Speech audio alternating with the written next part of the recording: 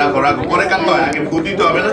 Hello everyone, আসসালামু আলাইকুম। কেমন আছেন সবাই? আলহামদুলিল্লাহ, আমি অনেক বেশি ভালো আছি। আজকের ভিডিওটি হতে যাচ্ছে অনেক বেশি স্পেশাল। আশা করি আপনাদের সবার ভালো লাগবে, তাই সবাইকে অনুরোধ করব শেষ পর্যন্ত কন্টিনিউ করতে।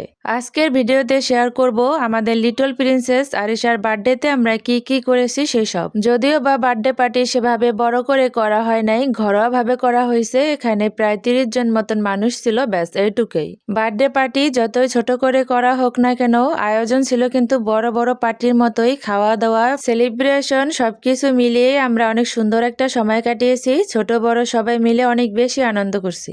বাড়িতে যখন কোনো আনন্দ অনুষ্ঠান হয় তখন বাচ্চারা যে হুড়োহুড়ি দৌড়াদৌড়ি করে আনন্দ করে, এর চাইতে বড় পাওয়ার কি হতে পারে। এই সবকিছু দেখে আজকের বার্থডে গার্ল আরিশা অনেক বেশি খুশি হয়েছে। ও শুধু হাসতেছিল আর হাততালি তো থামতেই ছিল না। আমি তো আগেই বলে দিছি বার্থডে পার্টিটা আজকে অনেক ছোট ভাবে করা হবে, ঘরোয়া ভাবে করা হবে। তাই বার্থডে ডেকোরেশনও তেমন কিছু ছিল না, শুধুমাত্র কিছু বেলুন দিয়ে আমরা সবাই মিলে সুন্দর করে সাজিয়ে দিছি। আপনারা যারা আমার ভিডিও নতুন দেখছেন সবার কাছে একটা অনুরোধ থাকবে, সবাই আমাকে একটু সাপোর্ট করবেন, সাথে একটা লাইক দিয়ে ভিডিওটা কন্টিনিউ করবেন। আপনাদের একটা লাইক আমাকে নতুন নতুন ভিডিও করতে যেমন উৎসাহ দেয়, তেমনি অনেক মানুষের কাছে পৌঁছে দিতেও সাহায্য করবে। এবার তাহলে চলুন সবাই মিলে বার্থডে কেক দেখি। বার্থডে কেকটা বাবা তার মেয়ের জন্য নিজের হাতে ডেকোরেশন করে দিচ্ছিল।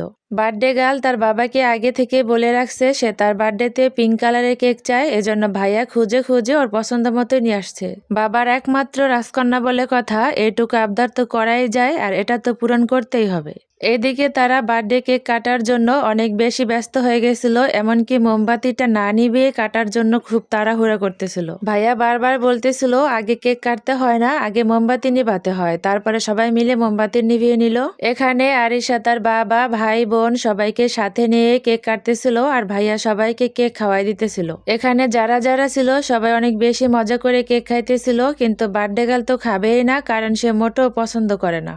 আমার কাছে কেক খেতে তো ভালোই লাগে, কিন্তু কেকের সাথে যে ক্রিমটা থাকে ওইটা যে ফ্লেভারেই হোক ওটা খেতে পারি না। এইদিকে আমরা সবাই একটু চিয়ার্স করে নিচ্ছিলাম। ভ্যানিলা ফ্লেভারের কেক কে কে পছন্দ করেন অবশ্যই কমেন্টে জানাবেন। কেক তো খেয়ে নিলাম, এবার তাহলে মেইন কোর্সের দিকে যাওয়া যাক, গিয়ে দেখি ওখানে কি কি হচ্ছে। আজকের খাওয়া দাওয়ায় ছিল বারবিকিউ, এখানে কিন্তু মাছ এবং মুরগি দুইটাই ছিল। এবার টেস্ট করে দেখি কোনটা কেমন হয়েছে।